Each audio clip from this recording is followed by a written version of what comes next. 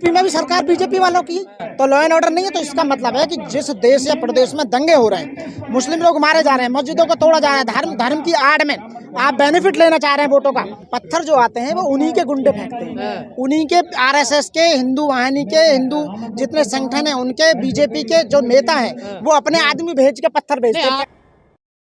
BJP वाले, RSS वाले देश में जब तक रहेंगे यही दंगे फैलाते रहेंगे, डेफिनेटली ऐसा ही होता रहेगा, अशांति पालती। नहीं, ये तो कोर्ट का फैसला आना, इसमें सरकार का क्या लेना देना बताइए। कोर्ट ने फैसला सुनाया। पार्टी सरकार ने बनाई है उन्हें। पार्टी का मतलब सरकार किसकी है?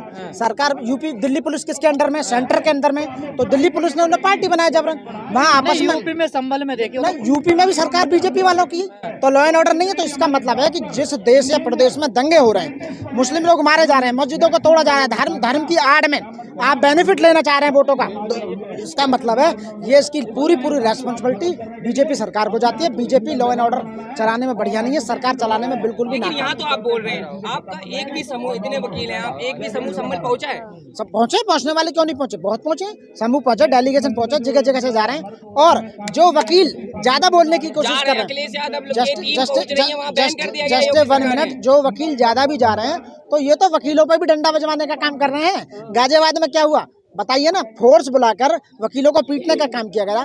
दिल्ली में भी एक बार अटैक किया गया। तो इन्हें केवल वकीलों से खतरा है, क्योंकि वकीलों का ये कुछ नहीं बिगाड़ सकता। पत्थर कहाँ से आते हैं ये भी तो बताइए ना। अच्छा, पत्थरों के बारे में बता देना चाहता हूँ। पत्थर जो आते हैं वो उन्हीं के गुंडे फेंकते हैं, उन्हीं के आरएसएस के, हिंदू वाहिनी के, हिंदू जितने संगठन हैं उनके, बीजेपी के जो नेता हैं वो अपने आदमी भेज के पत्थर भेजते हैं। आंदोलन में तो नहीं, जस्ट 1 मिनट, वही भेजते हैं और वही फिर बरसाते हैं अपने गुंडे भेजकर, फिर वही वो शुरुआत कराते हैं दंगे की। सर, याचिकाकर्ता विष्णु जैन ने कहा है कि बाबर ने 1529 में मंदिर तोड़ के वहाँ पे शाही जामा मस्जिद बनवाई संभल में, क्या कहेंगे इसमें? तो 1500 की जो अब जो गलती होगी थी, तुम भी गलती पे गलती करोगे। एक राजा ने जो गलती कर दी तो उस गलती के ऊपर, उस गलती को सुधारने के लिए आप भी गलती करोगी।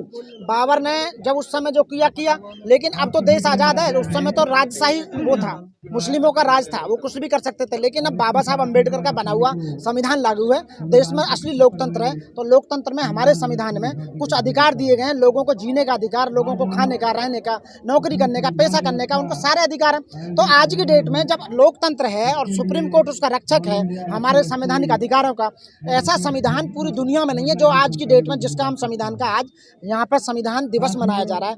तो उन अधिकारों को आज की डेट में जो नस्ते नाबूद करने का काम किया जा रहा है, तो वो सरकार करनी इसके अंदर गलत है। संविधान के विरोध में काम कर रहे हो, संविधान का पूरी तरह से पालन नहीं कर रहे हो। संविधान में रहते हुए लोगों को आप लॉ एंड ऑर्डर जारी कर लोगों को सजा सुना सकते हैं, तो उन्हें सजा सुनानी चाहिए प्रॉपर तरीके से। किसी के घर पर बिल्डोजर चलाना वो कहाँ का संविधान के अनुरूप है? धार्मिक नारे लगा रहे थे। मैं ये कहना, बिल्डोजर खत्म किसने किया? बिल्डोजर खत्म किया सुप्रीम कोर्ट ने। सुप्रीम कोर्ट में संविधान के दायरे में रहते हुए कहा कि बिल्डोजर का कहीं कोई प्रोविजन नहीं है। डायरेक्टली तुम ही केस दर्ज करोगे, तुम हटाया जाए नहीं, वो उसे हटाने के लिए भी एक प्रोसीजर है, ड्यू प्रोसेस ऑफ लॉ, कानून का पालन होगा। उसे supreme court, high court, district court, जज जो बैठे हुए हैं वकीलों के माध्यम से और जजों के माध्यम से पूरा केस की प्रक्रिया, न्यायिक प्रक्रिया से गुजरते हुए हटाया जाए। पर बाबर नामे में लिखा हुआ है कि हरिहर मंदिर था। अरे बाबर नामे को गोली मारो, मैं संविधान की बात कर रहा हूँ। आज की डेट में देश में संविधान लागू है ना।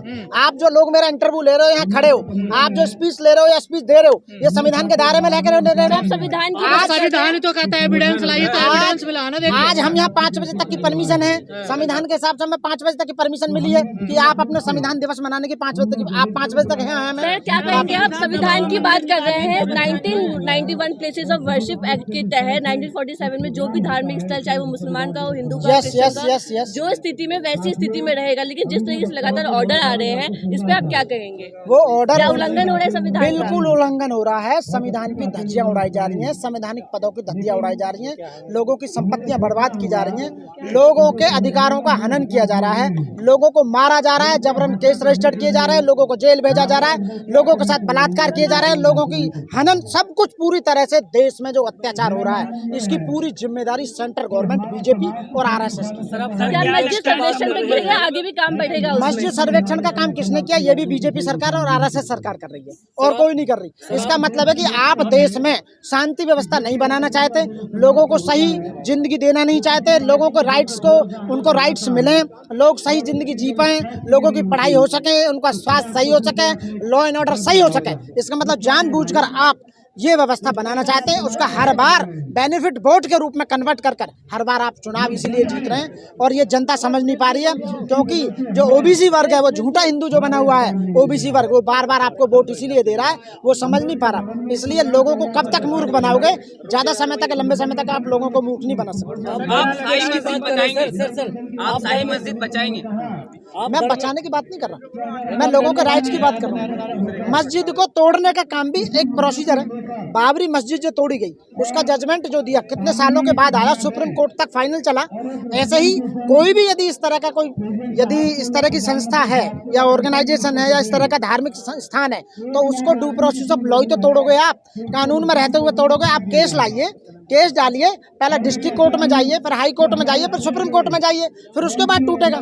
उसके बाद ऐसा थोड़ी कि जाके सीधा आपने जो, लेकिन अब इस पे योगी सरकार जो कार्रवाई कर रही है, 2500 एफआईआर की है और तमाम कार्रवाई चल रही है, वो गलत है, वो पूरी तरह से गलत है। विष्णु जैन को लेकर क्या कहना चाहेंगे? एक शब्द। मैं क्या कहना चाहूँगा, ऐसा है वो भी उसी का आदमी है, वो बार बार जो रिट लगाते हैं वो उन्हीं के आदमी होते हैं। इस तरह का एक प्रोपेगेंडा फैलाते हैं, एक ऑर्गेनाइजेशन है लोगों की इसी तरह से, और वो जानबूझकर इस तरह के रिट लगाते हैं और हम बैठे हुए हैं, आपको हम ऑर्डर कर देंगे। तो ये सब जो गलत है, ये मैनिपुलेट किया जा रहा है, घुमाया जा रहा है। 4-5 लोगों ने मिलकर देश का पूरी तरह से बर्बाद कर दिया है, बीजेपी सरकार ने, आरएसएस सरकार ने, और साथ में चुनाव आयोग पूरी तरह से मिला हुआ है। सुप्रीम कोर्ट, हाई कोर्ट के जजेज भी मिले हुए हैं, कुछ जजेज भी मिले हुए, कुछ, मैं सबके लिए नहीं कह रहा, वहाँ के भी कुछ जज, ये सारे मिलकर लोगों का अधिकारों का हनन। पुलिस भी मिली अच्छा, हुई बहराइच है। के बाद संबल, पुलिस तो जिनकी सरकार होती है उनसे मिले हुए हैं, तुम बहराइच के बाद संबल अब कहाँ देखने को मिलेगा सर? देश में जहाँ जहाँ आप देखोगे, जहाँ जहाँ वो सरकार बनाएंगे, वो धर्म की आड़ में लोगों का हनन होगा, सब कुछ होगा। ऐसे ही सरकार